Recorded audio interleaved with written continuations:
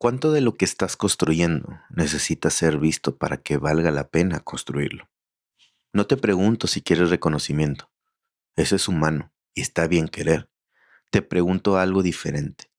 Si nadie lo viera durante el próximo año, ¿seguirías construyéndolo? Esa pregunta dice mucho sobre desde dónde viene lo que haces.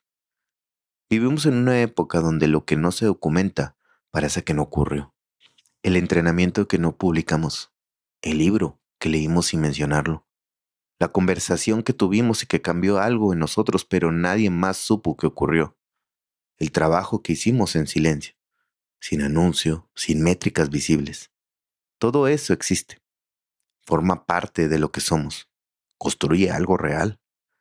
Pero hay una presión cultural muy específica que dice que si no tiene audiencia, si no tiene validación externa, si no aparece en algún lugar donde otros puedan verlo, es como si no hubiera pasado.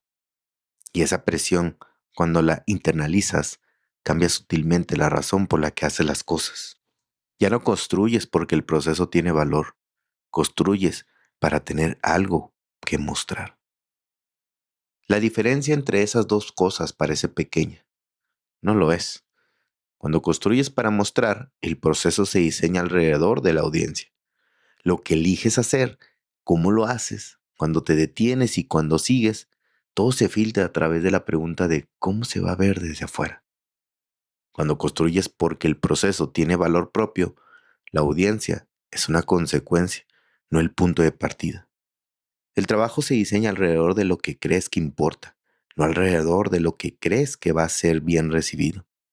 Esa segunda manera de construir produce cosas más sólidas, no porque sea más noble en abstracto, sino porque está anclada a algo más estable que la aprobación externa, que fluctúa.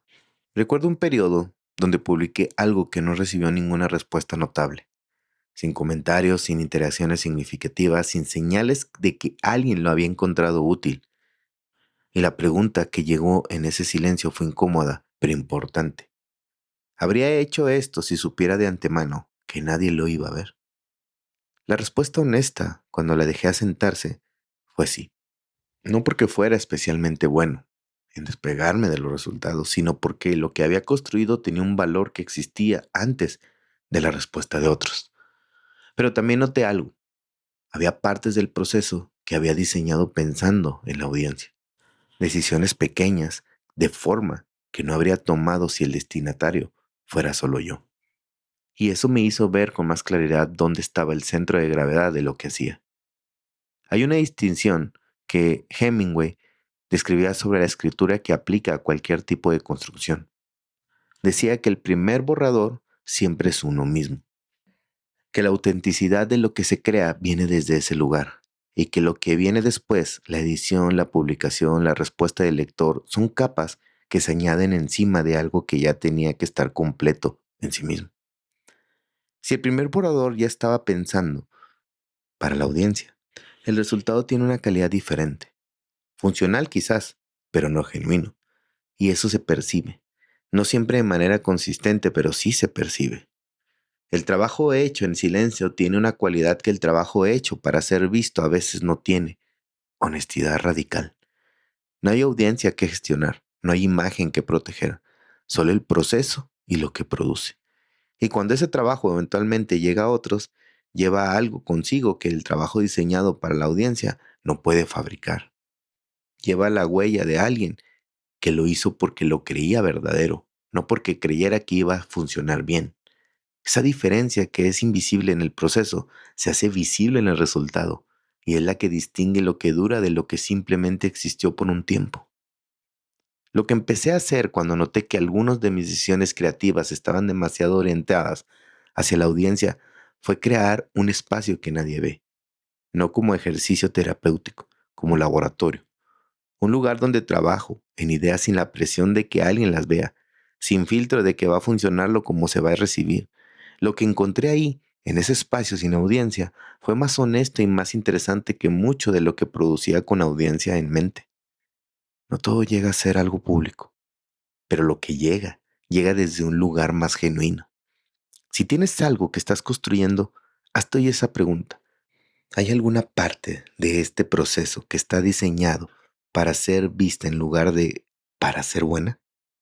Y si la hay, ¿qué se vería diferente si temporalmente la audiencia dejara de importar? La respuesta a esa segunda pregunta suele señalar hacia lo más interesante de lo que tienes. La pregunta con la que empecé este episodio no tiene una respuesta universal. Si nadie viera lo que construyes durante un año, ¿seguirías construyéndolo? Para algunas cosas la respuesta es sí, para otras es no. Y eso también es información válida. No toda construcción tiene que ser independiente de la audiencia para ser legítima. Pero si la respuesta es no para todo lo que haces, vale la pena detenerse. Porque significa que lo que construyes no tiene valor por sí mismo. Depende completamente de la validación externa para existir. Y eso lo hace frágil, de una manera que no siempre se ve hasta que la validación no llega.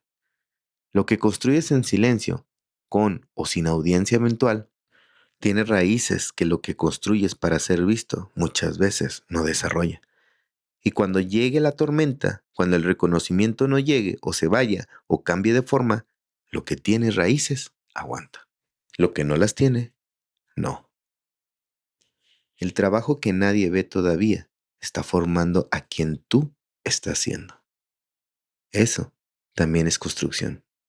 Quizás la más importante. Esto fue 7 minutos para crecer. Mañana seguimos.